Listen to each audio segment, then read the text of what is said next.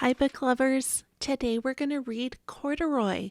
If you have the book, go get it so you can read along with me. Corduroy by Don Freeman. Corduroy is a bear who once lived in the toy department of a big store. Day after day, he waited with all the other animals and dolls for somebody to come along and take him home. The store was always filled with shoppers buying all sorts of things, but no one ever seemed to want a small bear in green overalls. Then one morning a little girl stopped and looked straight into Corduroy's bright eyes. "Oh, Mommy," she said, "look, there's the very bear I've always wanted." "Not today, dear," her mother sighed. "I've spent too much already. Besides, he doesn't look new. He's lost the button to one of his shoulder straps." Corduroy watched them sadly as they walked away. "I didn't know I'd lost a button," he said to himself. "Tonight I'll go and see if I can find it."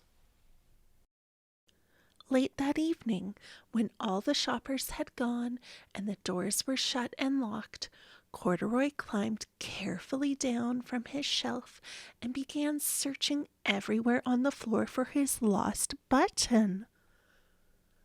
Suddenly, he felt the floor moving under him. Quite by accident, he had stepped onto an escalator, and up he went.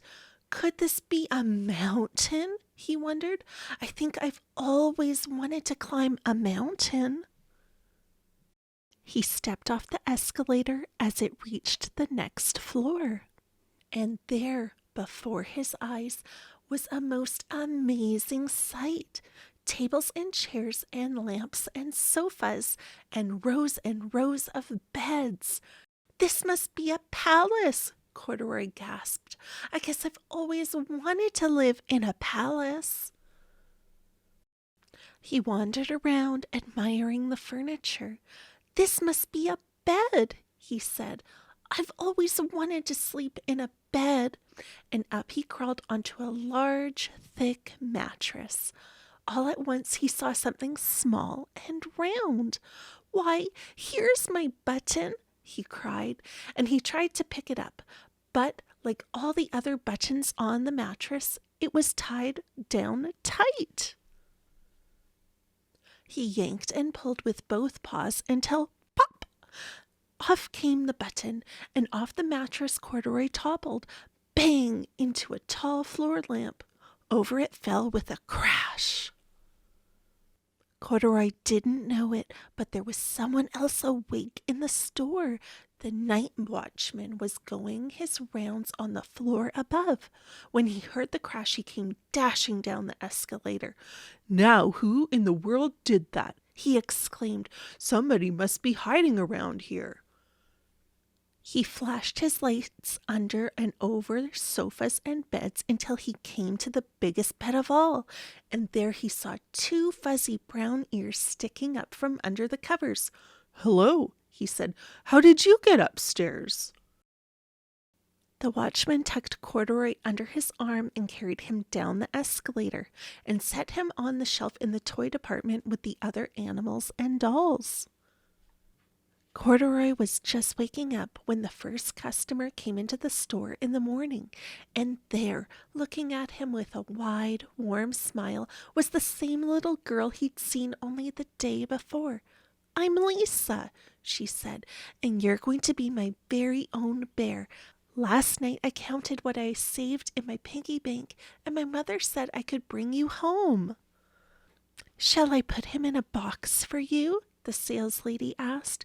"Oh, no, thank you," Lisa answered. She carried Corduroy home in her arms.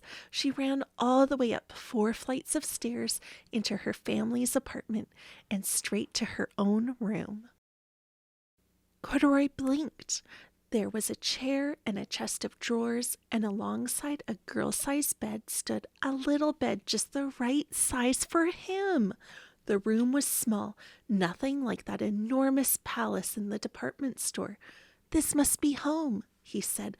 "I know I've always wanted a home." Lisa sat down with Corduroy on her lap and began to sew a button on his overalls. I like you the way you are, she said, but you'll be more comfortable with your shoulder strap fastened. You must be a friend, said Corduroy.